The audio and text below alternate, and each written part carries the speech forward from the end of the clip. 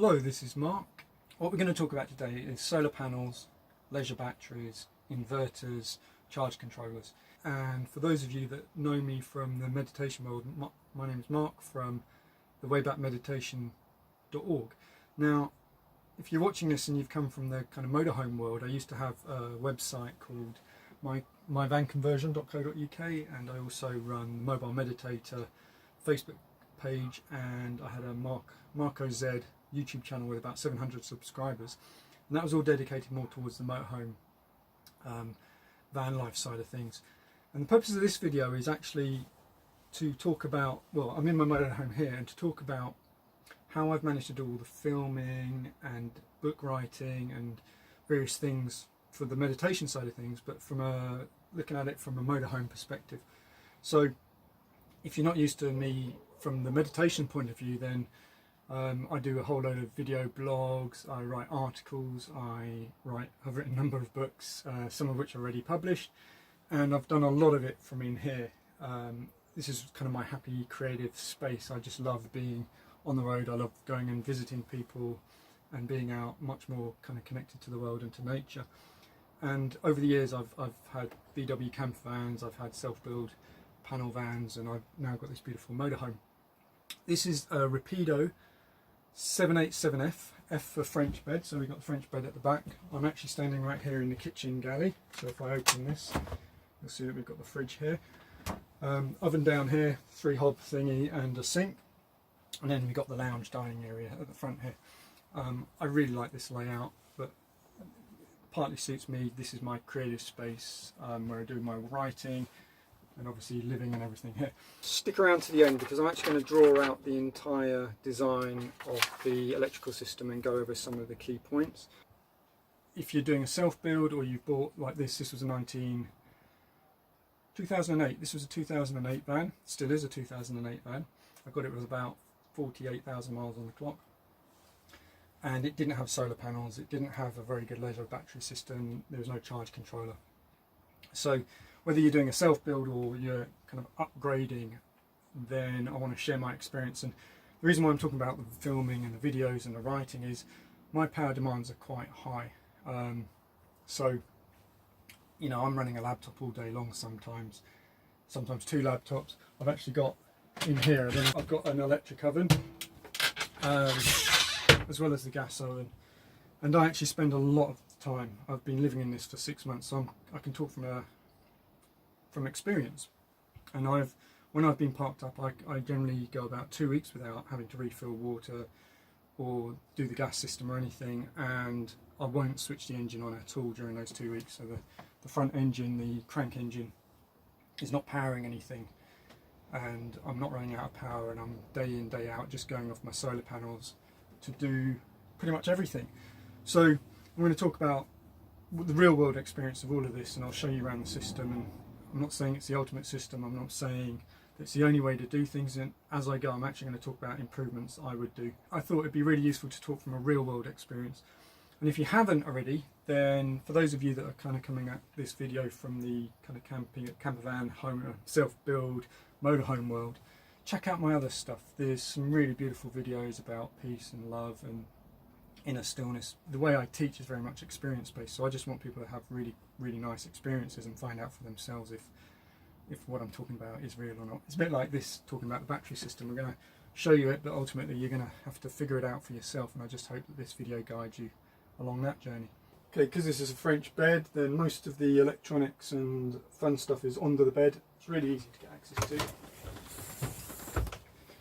It's on hydraulics, so under here is where it's all happening. So that big black box at the back is actually one of those, I think the brand's called Really Useful Storage Boxes or something like that. And in there are 2 leisure batteries, and then the third one, which is the standard one, is under the ground there. And then at the back I've got a 2000 watt pure sine wave inverter. And then as we come forwards, we've got this adaptation which allows us to change a 240 volt source. We can either be running off the inverter or off the external hookup, and it's that simple. You don't change that very often because obviously once it's set up you're just kind of staying on the inverter or you're staying on the external. for a week or two, so I've got it tucked away under the bed.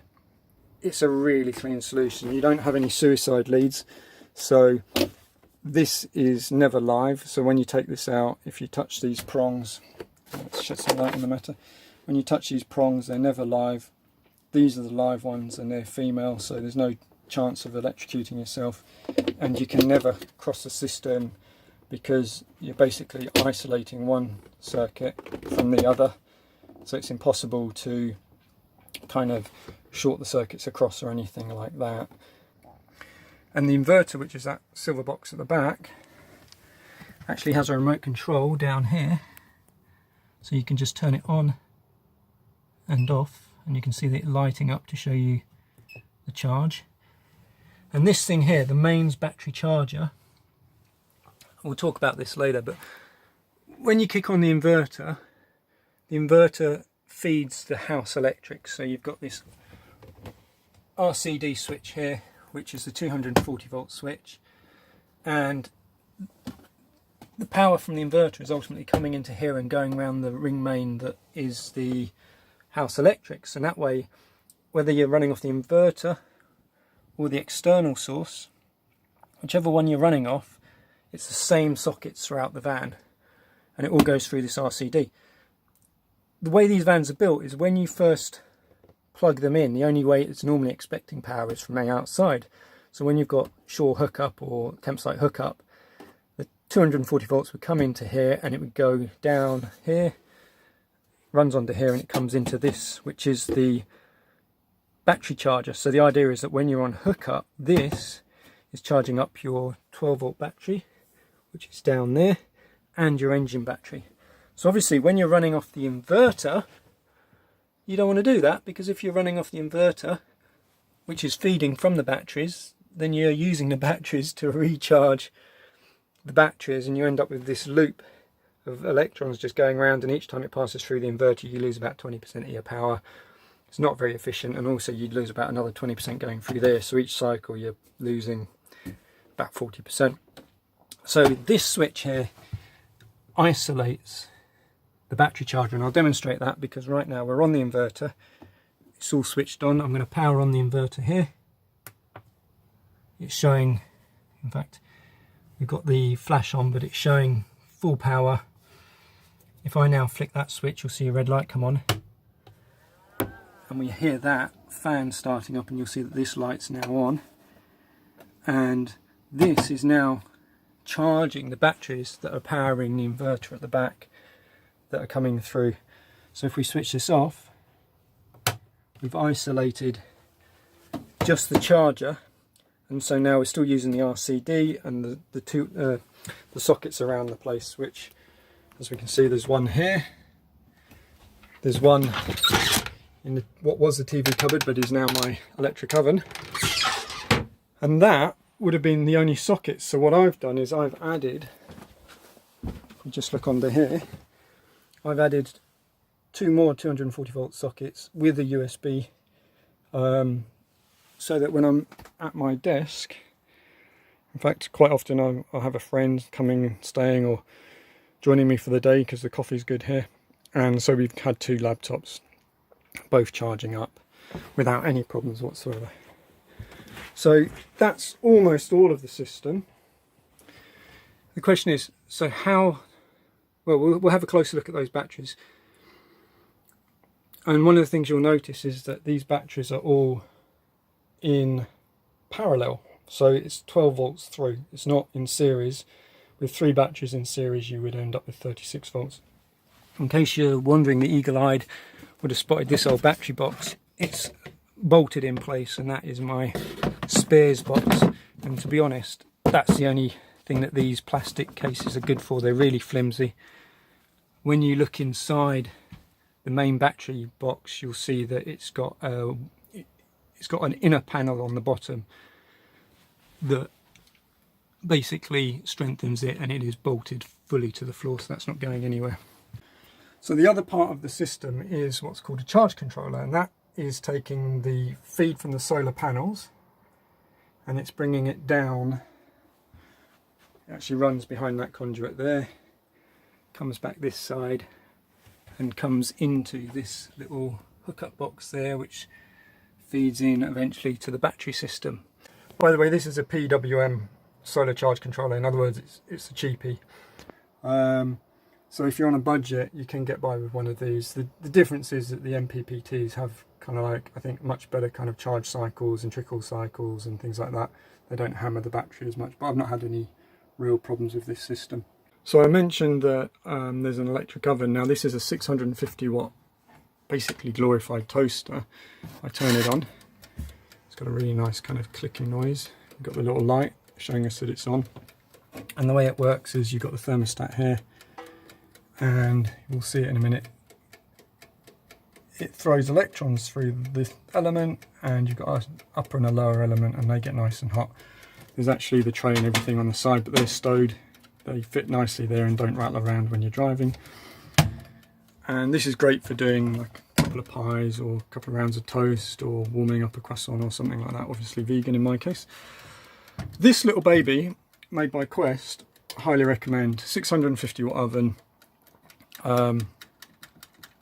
Bing. And it was like 35 quid on eBay. What I've done for the feet is these are actual, I don't know if you can see under there, but the feet are, there we go, are curtain runners. So inside a wardrobe you'd normally have like a hanging rail with an oblong kind of rounded off curtain pole, and they happen to fit the legs of this thing perfectly. And so that was our solution to getting this thing installed, and it means that when you're driving around that is not going to move, but if you want to, it can be lifted up and out. And you can actually see there's a tiny bit of foam under the feet to stop any rattling. Plug sockets at the back. This used to be the TV cupboard. If you've got Rapido, you probably recognise this kind of cupboard. So the side wall drops.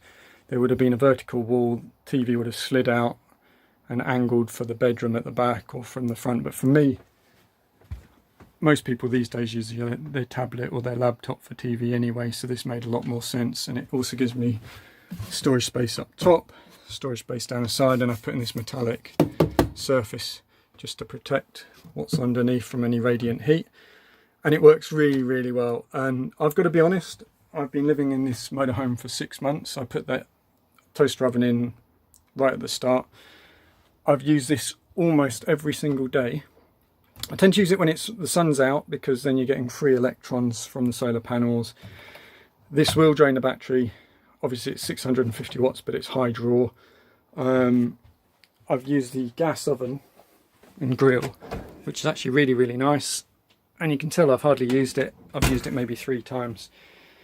I use that every day to make coffee. I'm kind of doing a tour of the van now. But in terms of the electrics, if I just pop this over so we can see this is a nice sunny day, and you should be able to see that is a 120 watt solar panel. We've got 330 amp hours of battery, and we've got a 2000 watt pure sine inverter, which means it spikes at 4000 watts. To be honest, this system has been absolutely fantastic. The only improvement I would make is I would go for, I'd put a second solar panel in, and actually I've got the space to put one more at the front, one behind the one that's already there, and one at the back, so I could have a total of 4 solar panels.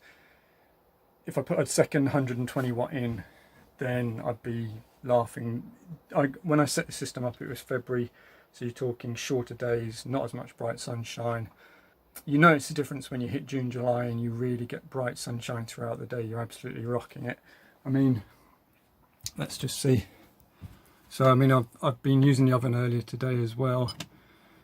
I've got 12.8 volts coming through the system. Let's talk costs. So overall, the 3 batteries are about £100 each, so about £300 for the batteries. I got the solar panels fitted at cost, but they're really easy to fit. So you're looking at about 400 quid for the solar panels, and the charge controller, it's a cheap one, as I said. The electric oven was 35 quid. Inverter, now that's the one where you want to spend your money.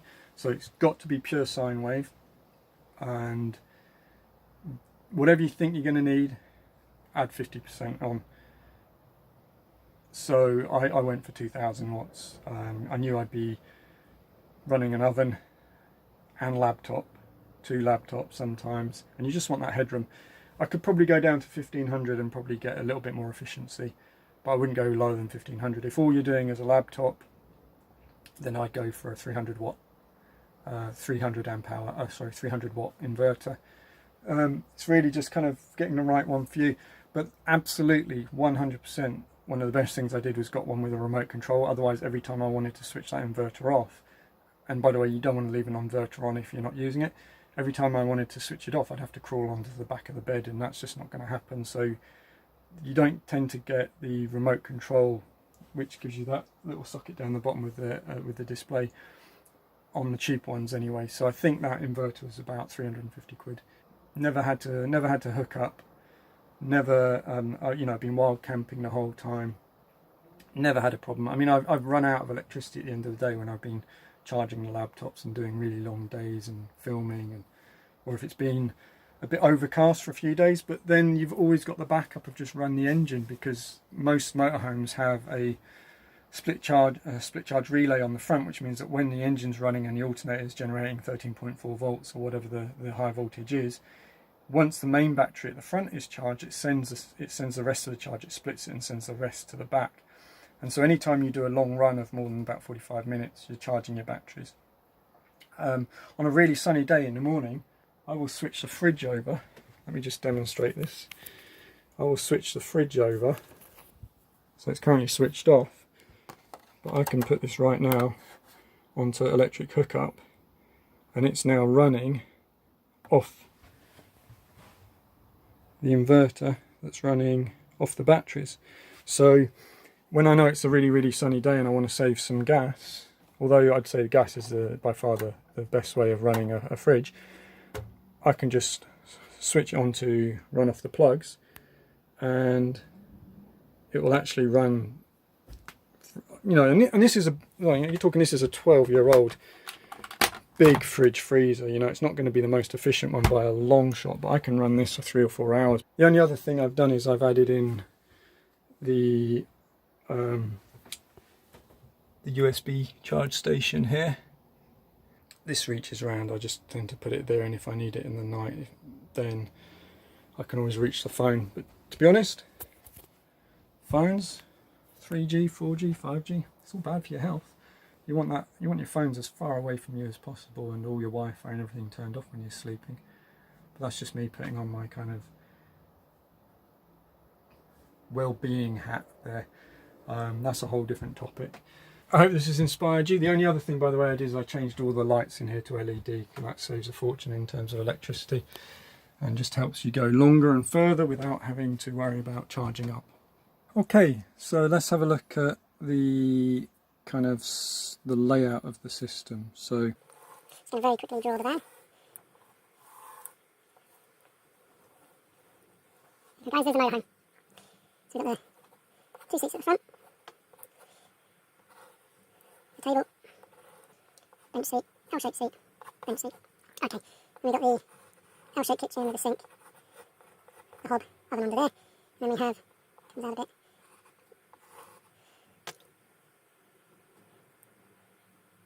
I'm having to look over my shoulder to see how it goes.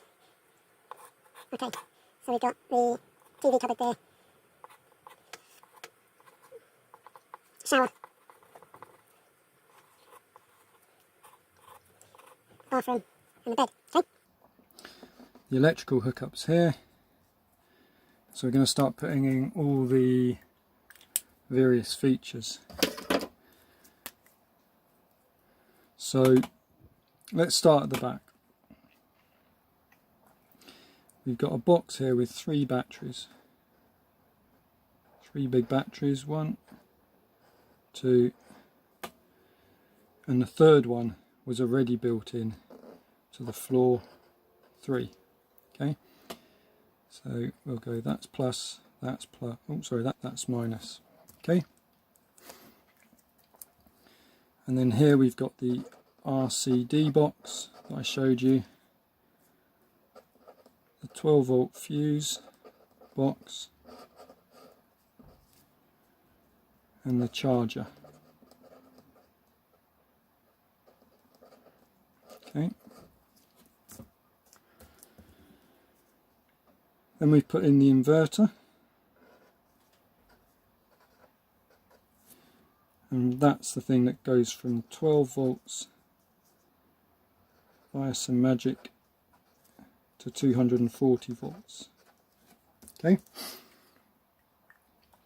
so this is our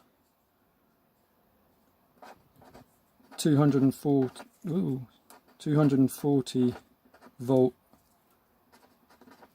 hookup, the external power supply if you want to plug in on a campsite or anything like that. So how's the system work? So up here on the roof above us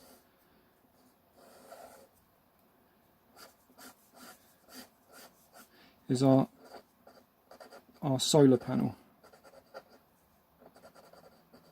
Okay, and that's 120 watts.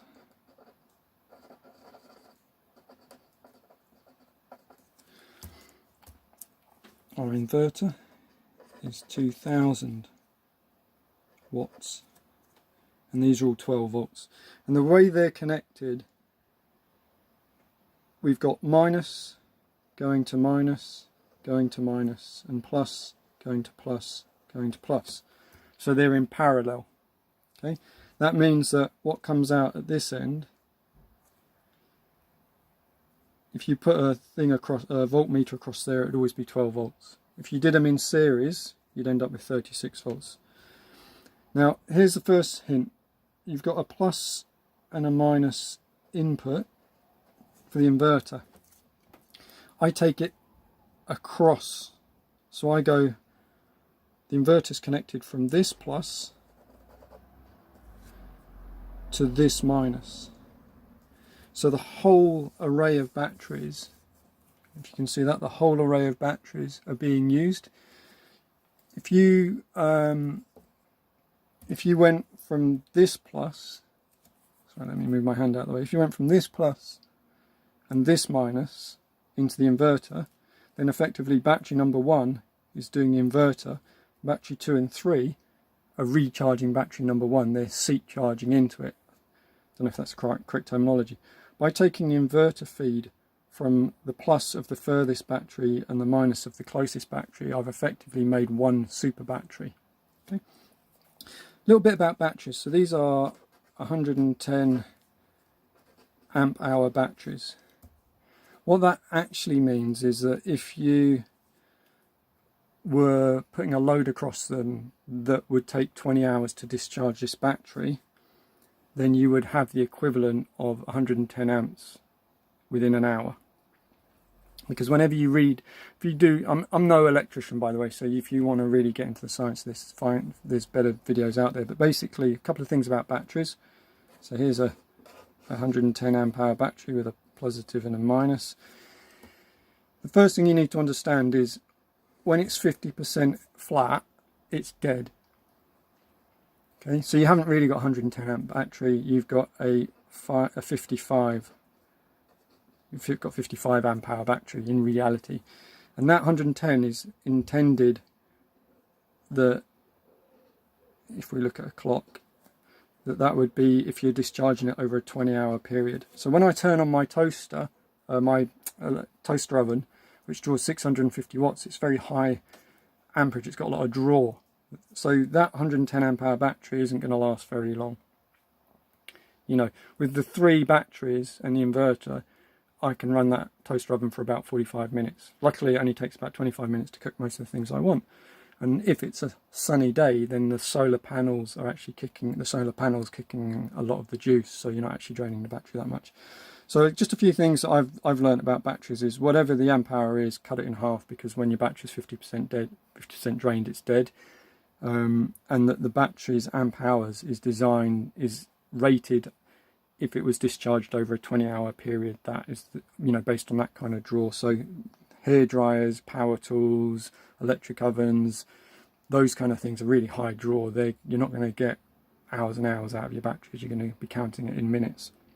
So anyone that's ever plugged in an electric heater in winter and run it for their batteries will realise it doesn't last more than about 15 minutes. So I've got a total of 330 amp hours because I've got 3 110s. The other thing about batteries is all of these are the same kind, the same size, and were purchased from the same batch. Never ever put an old battery in with a new one. Never do that, because if you do that, the old battery, so if we imagine we've got a rickety old battery here and we've got a shiny new one here, this battery is probably performing at about 40% its capacity. This one's performing at about 100% or 90% of its capacity. If you connect them up, all that happens is this one, the good one, is leached and parasited by the bad one, and you end up with two very bad and very sick batteries very, very quickly. So when I got this motorhome, it had an old battery in it, and I put 2 new ones in, and the system was just naff, it wasn't working. So I threw out the old battery, responsibly recycling, etc., and put in a new battery, and 3 identical batteries, all good, and the system's been really, really good. When you get these batteries, it will have a rating of the number of times it can be deep cycled. So it's going to be somewhere in the region of, for a good quality battery, somewhere in the region of 100 to 300. If you live full time, in a 6-month period, you're probably going to deep cycle it about 150 times. If you're using it full on every day, you're going to run the battery system down to about 11.5, 11.8 volts, in which case, realistically, if you get a year out of a set of batteries and you're living full time, then you've done really well. If you're only occasionally using them, I'd expect to get about 3 or 4 years before you need to change the batteries. So you need to factor in that bank of batteries, which cost about 330 quid, is per year if you're a full-timer. Okay, so we've got the inverter. That's kicking out that's 2000 watts, and it's pure sine wave. So when we look at our inverter, the electricity comes out like this. That's AC. Okay, so what that means is every 1 second, draw this right, look, I'll probably get it wrong, someone can criticize. There's 1 wave. Okay, oh, it might even be to here, but basically you get 50 hertz, 50 of these waves per second, and that's your AC, alternating current, which is what you'd have in your house. So household appliances expect vibrating electricity, alternating between negative and positive, negative and positive, negative and positive, positive, negative, positive, negative. Okay, that's what they expect. If you get a cheap inverter, you get a digital sine wave, which is basically computer chips trying to emulate, and effectively you're giving it that instead of a smoothed out curve, which it's expecting. It's getting some kind of zigzag, kind of 8-bit rather than analog. And a lot of sensitive computer equipment and cameras and phones just will freak out over that. And so you don't want to go down there, spend the extra money, get yourself a pure sine wave inverter, preferably with a little remote control switch like the one that you've seen. And if you're lucky, it'll have a little display on it.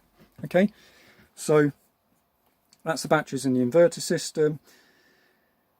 When you're hooked into it, what this does is this has a little lead on my system, a little extension that comes out here and goes into the back of a female 3-pin socket. The hookup from the side comes here, and it used to go in there, but what I've done is I've taken it round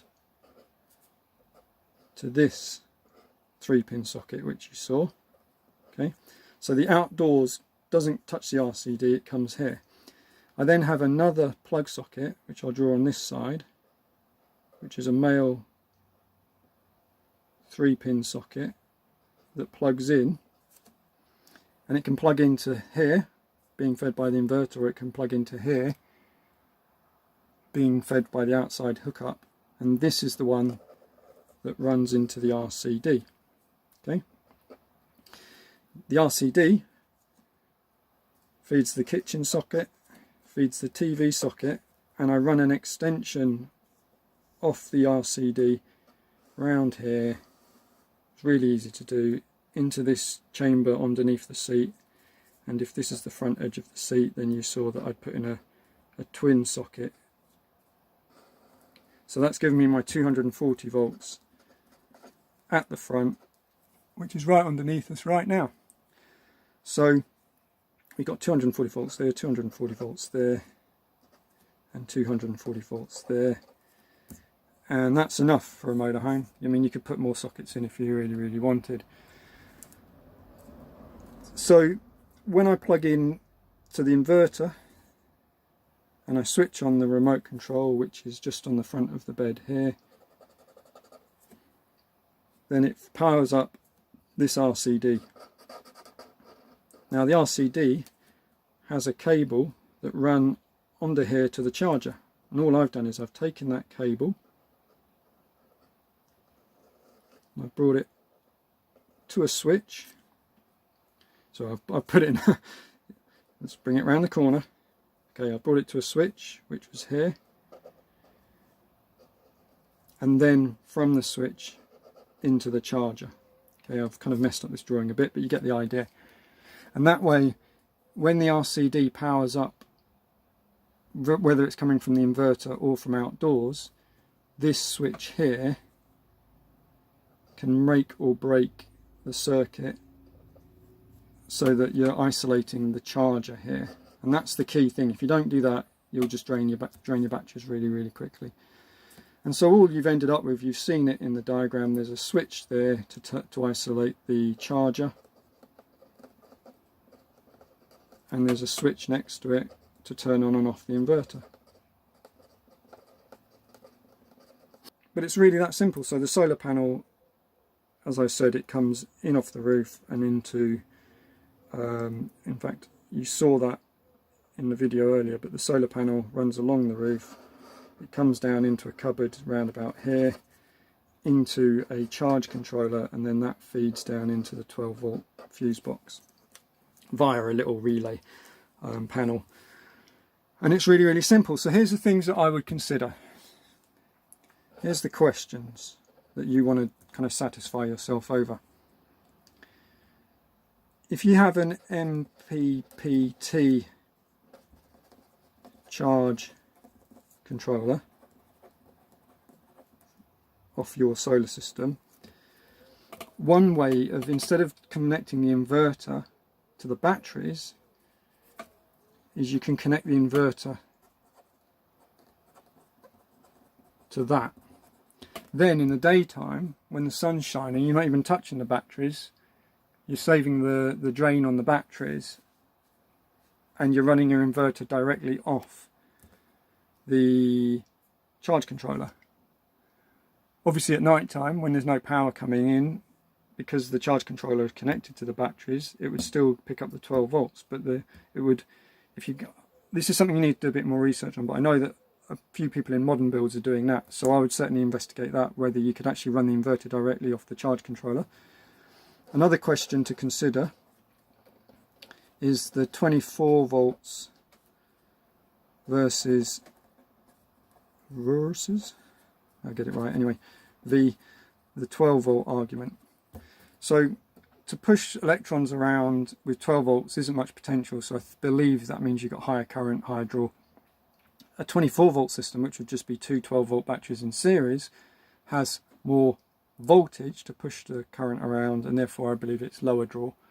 The disadvantage is that in a motorhome a lot of the system is already rigged up for 12 volts, but if you're doing a fresh build from scratch, I know guys that are doing 24 volts for some stuff, and then they've got a 12 volt step down transformer to give them the 12 volt system for their lights and pumps and things like this. And obviously in the trucking industry then there's a lot of 24 volts, because trucks tend to use 24 volts, and I think that's because the cable runs are a lot longer on a truck than they are on a typical vehicle. So there's certainly, if you want to do your homework, 24 volts versus 12 volts. The third question, which is a kind of perennial question, is lithium versus lead acid batteries, or these are gel batteries, but basically it's just posh lead acid batteries.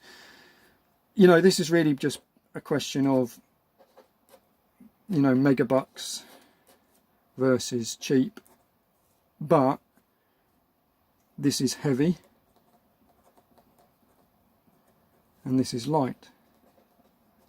But I have heard that guys who know a lot more about this than me have gone over to lithium, and after a while they've gone back to lead acid because they reckon that lithium, the way it behaves, the way you have to manage it and everything, doesn't suit the kind of usage that you'd give it from a motorhome. But again, I'm not going to answer these questions because I'm not an expert on this, but these are the kind of the key questions that I would be looking at if I was going to be doing a self-build or a retrofit like the one I've done. But there you go. So hopefully that's clarified a few things for you. Just to kind of finish this picture, this is it's normally under the floor somewhere. This is the crank battery, and this is called the crank battery because this is for cranking the engine. In other words, that battery at the front is the one that starts and stops starts your engine, does your ignition.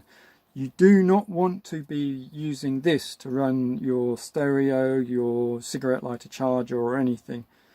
With a proper system, you've completely isolated the front of the vehicle and the engine from the rest of the system.